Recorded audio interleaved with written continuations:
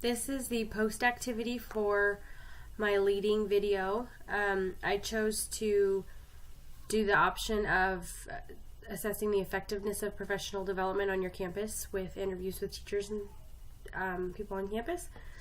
So I have already, in my pre-activity, I've listed the questions that I asked the teachers. So I'm going to go through each of those questions and kind of gather what I took away from them, from their answers, and what I can share with my mentor. So I had the interview yesterday, and then I'll be sharing this information and some of the feedback that I got on Monday with my campus principal, who is also my mentor. Okay, so what are some memorable professional development activities that you've experienced at NIDIC? So one of the main things that they all shared with me was the Teacher to Teacher Academy.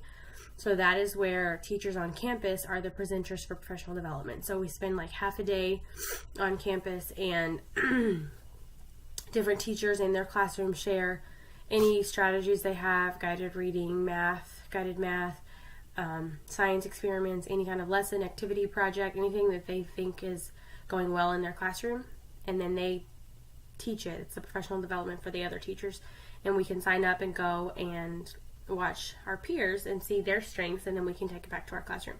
So that was one of the main things that they found most memorable.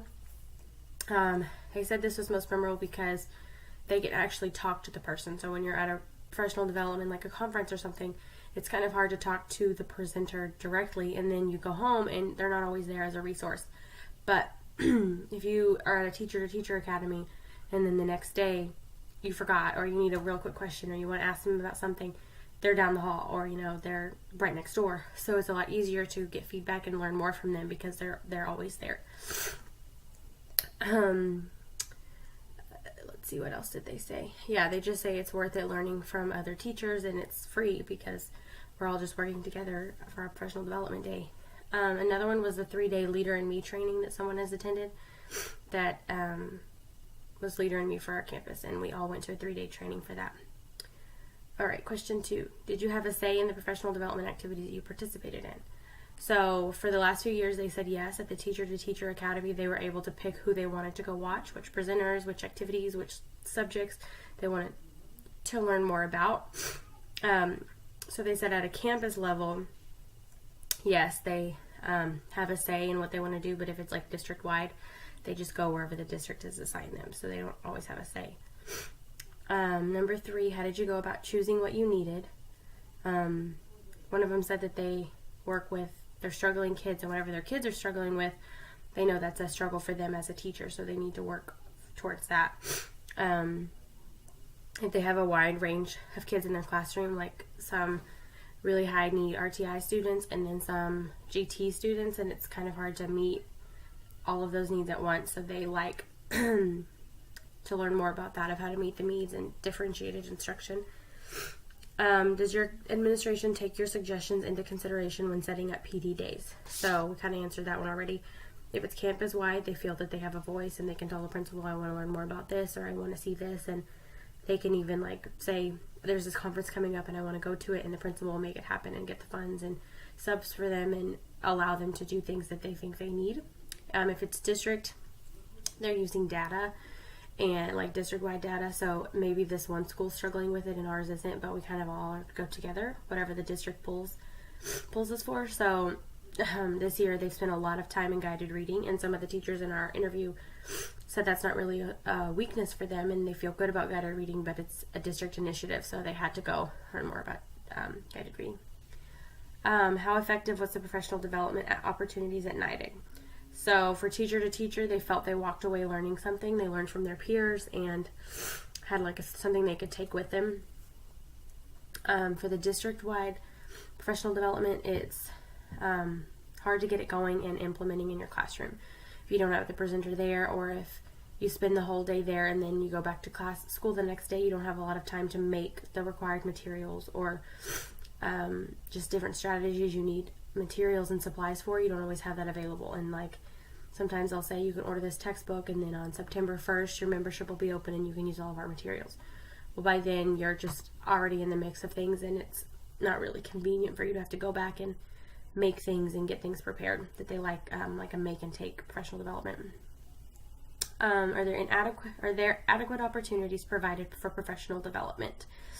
So one teacher shared that she was indifferent, that she does feel like they spend a lot of time at professional development and learning new things, but planning time with the team would be nice and perhaps more valuable. Maybe a little bit of both, but the whole day at a training and then not time to plan with your team and really do what your kids need and look at that is kind of difficult to do sometimes.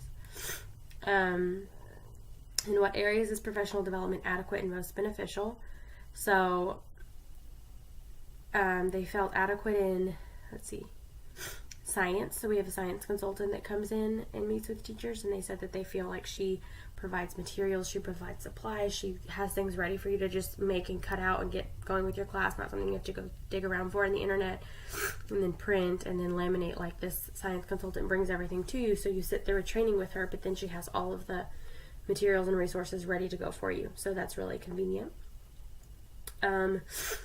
Inadequate areas of professional development was kind of the same for all teachers, was writing and social studies. So social studies is not even something any of them have ever participated in professional development, and writing is something that they are struggling with. So the district as a whole is struggling in writing, but there's not professional development for it or consultants or anyone that comes in and assists with that. So that was something that they shared as definitely an inadequate area of professional development for our school.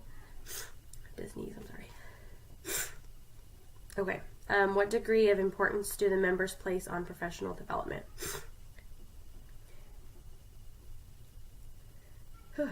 Maybe not. Okay. So they feel that depending on what it is, like if they got to choose what it was and they got a voice and figuring out what they wanted to learn more about, they feel like it was very important. But if it's something they've been to over and over and over again, or something that the district is pushing and pushing and pushing, but they're not really getting anything from it, then they don't feel like it was the best thing for them. It wasn't the best use of their time when they could have been planning with their team or participating in something else. Let's see. Okay, so that was it for my questions. I kind of just took notes, but all the answers are there on the video also. The agenda for our meeting was followed. So I created an agenda with my mentor before I went into the meeting and kind of went through the questions that I wanted to ask in like allotted time for that. So that was followed. The objectives were met. I did get some feedback on professional development and how to go about choosing it. Like if I were the campus administrator, what's the best way to choose professional development, and what ways is it useful for teachers and what ways is it not.